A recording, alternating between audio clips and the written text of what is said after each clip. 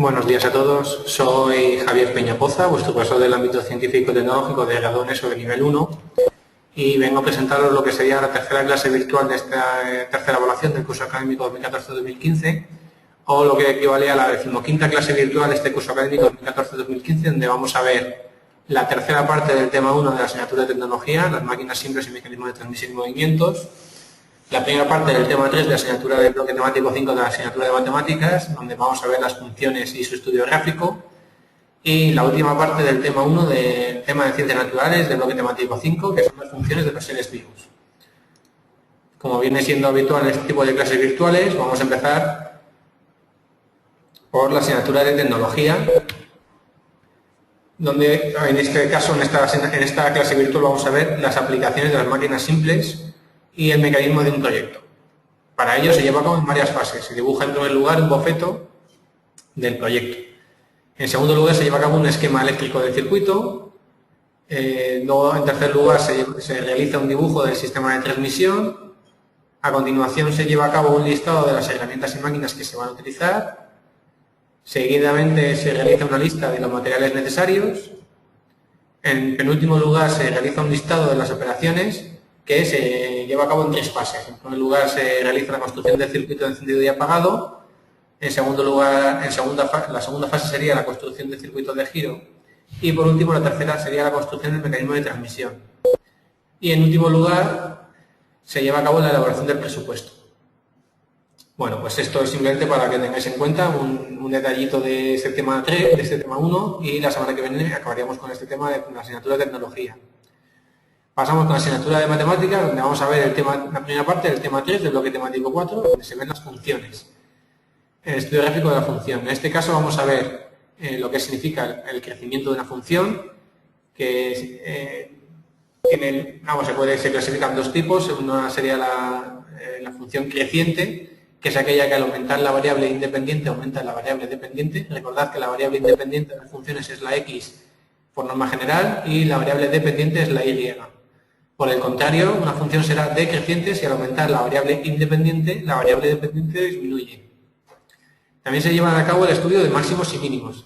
El máximo de una función es el punto en el que es creciente a su izquierda y decreciente a su derecha la gráfica. Mientras que un mínimo será aquel punto de la gráfica donde la función decrece a su izquierda y crece a la derecha. También vamos a estudiar en este tema los puntos de corte con los ejes. Para poder calcularlos, en el caso del cálculo de corte con el eje de las abscisas, que es el eje de las x, se hallan los valores de la función para los cuales y es 0, ya que cuando y sea 0, esa función estará cortando el eje de las x.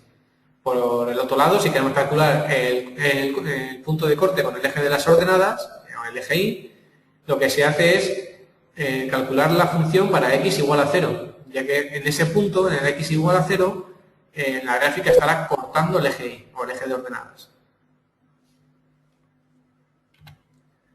Y por último vamos a pasar ya con la asignatura de ciencias naturales, donde vamos a ver la primera parte del tema 3 del bloque temático 5.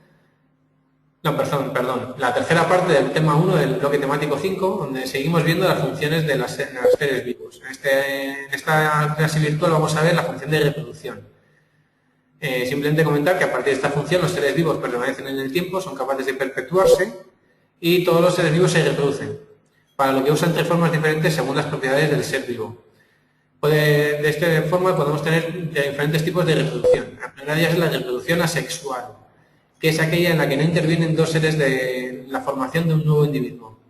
Los procesos para poderlos llevar a cabo puede ser el de impartición, el de gemación o el de esporulación. Y por otro lado, comentar que es la forma de multiplicación utilizada por la mayoría de los organismos unicelulares, plantas o esporas. Otra de las reproducciones sería la reproducción sexual, que es la forma de multiplicación en la que los nuevos seres vivos surgen de la unión de dos células especiales o gametos procedentes de dos seres de sexos diferentes. Vale, en este caso, las células gaméticas se originan por el proceso de meiosis o división meiótica, en el que se reduce el número de cromosomas a la mitad. Y la división mitótica será aquella en la que la célula se divide en dos, pero manteniendo el número de cromosomas. Por ejemplo, la reproducción en metafitas o plantas se diferencia de la anterior, que se ha comentado, que serían las de plantas de interior, ya que este tipo de metafitas poseen órganos de reproducción sexual. En este caso, las flores constan de cáliz, corola, antroceo y gineceo. Y el proceso sexual tiene lugar mediante la polinización, que consiste en el traspaso de polen maduro desde la antera al estigma, que el ovario maduro se convierte en fruto y puede ser seco o carnoso. Y por otro lado, la reproducción de esta reproducción sexual en metazoos, sería el reino animal, el nuevo ser procede de la unión de dos células progenitoras o gametos formadas por las gónadas, dando lugar a un cigoto. En este tipo de reino, la fecundación puede ser interna o externa, y el desarrollo embrionario se realiza de tres formas. Primero, los ovíparos son aquellos que se desarrolla el gameto en el interior de un huevo, pero fuera del cuerpo de la madre. Los ovovivíparos son aquellos que se desarrollan dentro de un huevo, pero a su vez dentro de la madre. Y los vivíparos son aquellos que se desarrollan dentro del cuerpo de la madre, como en el caso de los seres humanos. Y luego hay otro tipo de reproducción, que es la denominada alternante, que es aquella que cambia en cada generación. Es frecuente que en algunos vegetales, como musgos y helechos, y en otros animales, como los pólipos y las medusas. Bueno, pues con esto damos por finalizada esta breve clase virtual, de esta 15ª clase virtual de este curso académico 2014-2015, o esta tercera clase virtual de esta tercera evaluación. Espero que os sea de ayuda para identificar los puntos más importantes de estas partes de los temas que estamos estudiando. Y recordad que si tenéis cualquier duda, pues siempre podéis poneros en contacto conmigo para resolverosla. Bueno, pues os cito por aquí para vernos la semana que viene y seguir viendo estos temas de esta tercera evaluación. Un saludo y hasta luego.